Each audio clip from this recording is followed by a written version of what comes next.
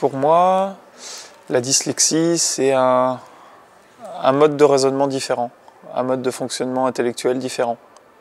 Une logique d'interprétation des informations qui est complètement différente. Une circulation des informations qui est différente au sein du cerveau. Un mode de fonctionnement différent de la part de l'individu, forcément, puisqu'il se retrouve en contradiction avec beaucoup de choses qui pour les autres sont normales. Dans tout l'apprentissage qui convient au plus grand nombre, mais pas aux dyslexiques. Du coup, très vite, on se retrouve complètement décalé des autres. On est complètement inapte à emmagasiner les informations qu'on nous donne. Il peut y avoir des différences par rapport à l'approche qu'on peut avoir du langage, de l'écriture, de la lecture, à tout ce qu'on peut apprendre par exemple à l'école. Parce que bien souvent, ça pose problème quand on est à l'école, quand on est petit. Et c'est souvent le moment où, quand on a la chance de l'apprendre, on l'apprend à ce moment-là. Moi, j'ai appris que j'étais dyslexique en amenant ma fille, parce que je voyais beaucoup de similitudes avec le comportement que j'avais petit.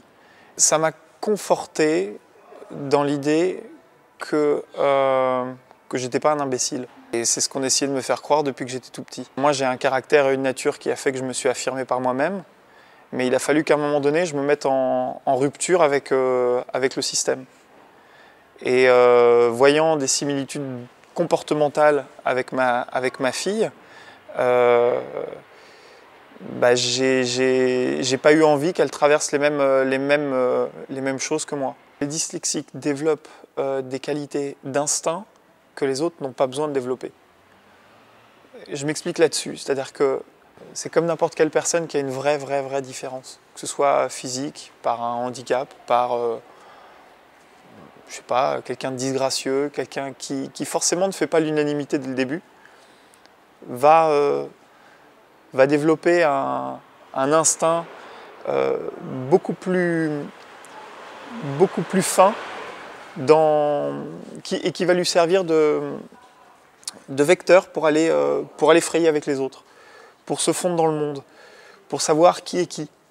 Et ça, je sais que moi, ça m'a beaucoup aidé. C'est-à-dire que dans mon métier, étant cadreur, je suis forcé de diriger beaucoup de gens dans les équipes, de sentir très vite qui est qui, de savoir comment parler à chacun.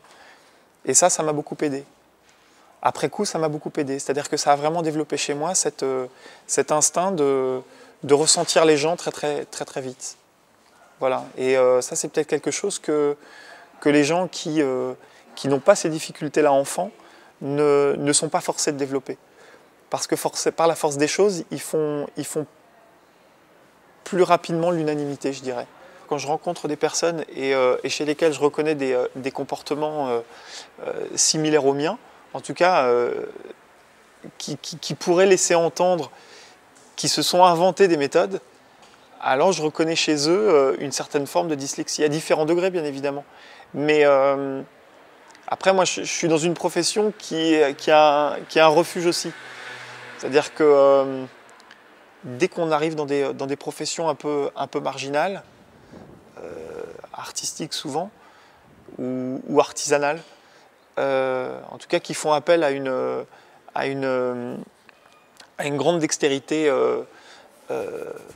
intellectuelle ou manuelle, souvent on retrouve des personnes qui sont tellement à l'écoute d'eux-mêmes, à l'écoute de leurs sentiments, de leur sensibilité, que bien souvent, ça ne veut pas dire que c'est systématique, mais bien souvent, on trouve dans ces gens-là des dyslexiques qui se sont épanouis dans ce pourquoi ils étaient faits, ou en tout cas dans ce pourquoi ils ont été prédestinés.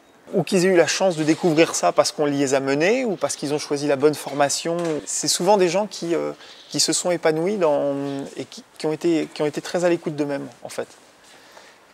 Parce qu'à un moment donné, il faut avoir ce refuge pour passer au-delà des critiques et du reste, quoi.